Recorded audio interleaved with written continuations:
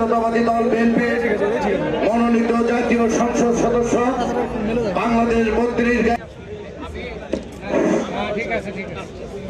সম্মানিত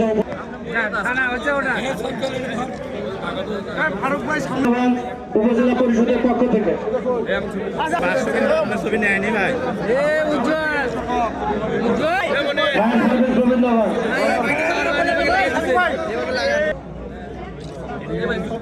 হাইওয়ে থানা যান, হাইওয়ে থানা ফায়ার সার্ভিসের পর সুস্থ এবং সুন্দর রেখে আপনারা শ্রদ্ধা নিবেদন করেন।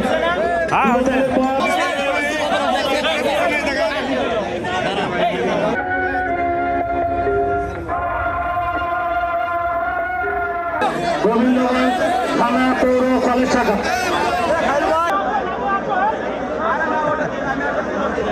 স্বেচ্ছাসেবক